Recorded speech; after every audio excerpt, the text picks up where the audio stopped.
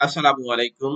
প্রাথমিক শিক্ষার সাথে সংশ্লিষ্ট কর্মকর্তা, কর্মচারীবৃন্দ এবং সম্মানিত শিক্ষকবৃন্দ, আমাদের আজকের ভিডিওর বিষয় কক্সবাজারের সরকারি আবাসনের সেরা সুযোগ, leadership training centre LTC Cox's Bazar আবাসন সুবিধা ও বুকিং নির্দেশিকা সম্পর্কিত।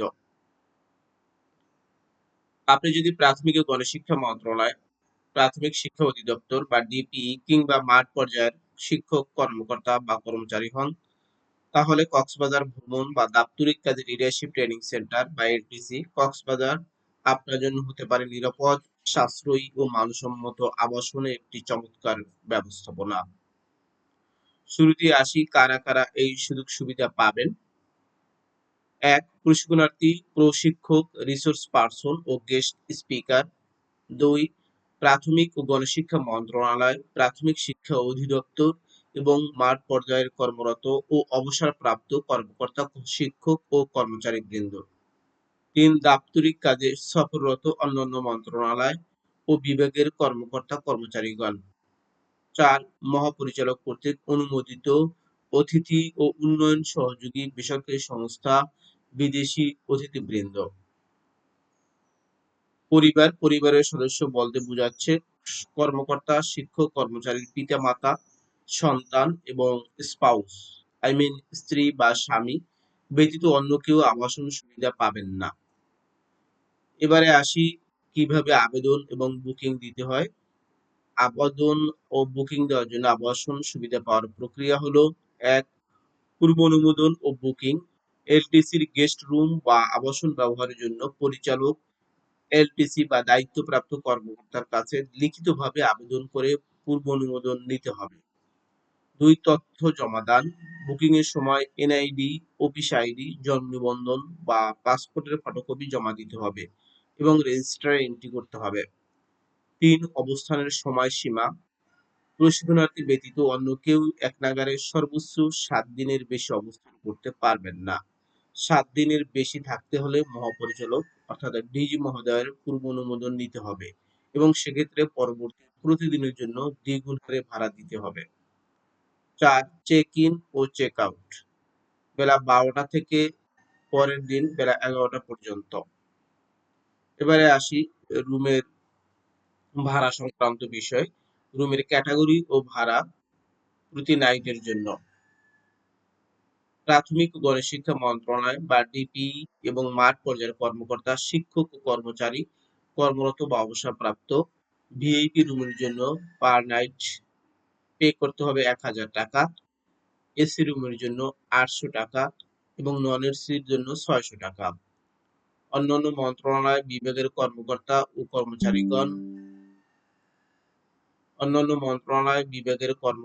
কর্মচারীগণ ভিআইপি রুমের জন্য 2000 টাকা, এসি রুম 1600 টাকা, নন এসি 1200 টাকা।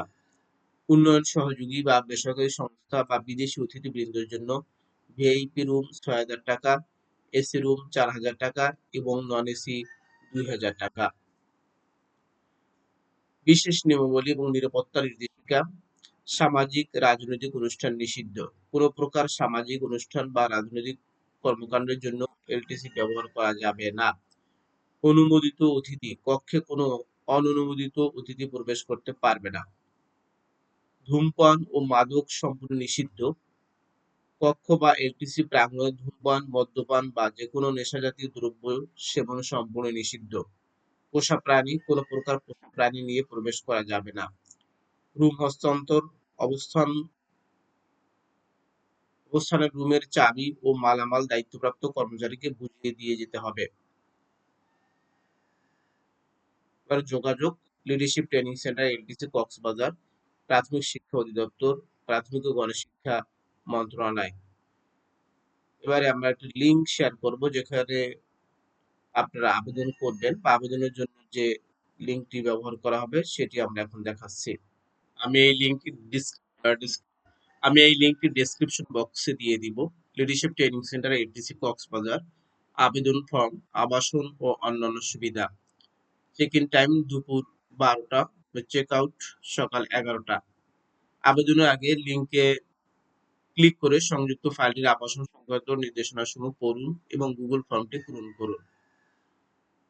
এখানে আপনার মেইল আইডি, আবেদনকারীর নাম, আবেদনকারীর পদবি, অবসরপ্রাপ্ত হলে সর্বশেষ যে পদ থেকে অবসর নিয়েছে সেটি, আবেদনকারীর সরকারি চাকরির কর্মস্থল ও জেলা, অবসরপ্রাপ্ত হলে সর্বশেষ কর্মস্থল, আবেদনকারীর মোবাইল নম্বর, কত তারিখ থেকে রুম বুকিং দরকার অর্থাৎ আগমনের তারিখ, প্রস্থানের তারিখ, মোট কত রাত অবস্থান করবেন, কোন ক্যাটাগরির রুম বুকিং বা নিচের তথ্য পরে বুঝে নিন, এসি নাকি নন এসি, কতটা রুম দরকার সে সংখ্যায় লিখতে হবে, পরিবারের সদস্য, স্ত্রী, স্বামী, সন্তান, পিতামাতা, প্রযোজনা, এভাবে করে আপনি সাবমিট করবেন।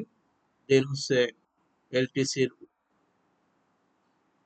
অ্যাড্রেসে চলে যাবে, তারা ওখান থেকে যাচাই বাছাই করে আপনাকে মেসেজ দিবে, রিসিভ করার পর একটি মেসেজ পাবেন এবং রুম বুকিং দেওয়া হলে তারপরেও আপনি একটি মেসেজ পাবেন। তো সুতরাং আপনাদের সবাইকে স্বাগত কক্সবাজারে। আজকে আলোচনা এই পর্যন্তই। সবাইকে অসংখ্য ধন্যবাদ। আল্লাহ হাফেজ।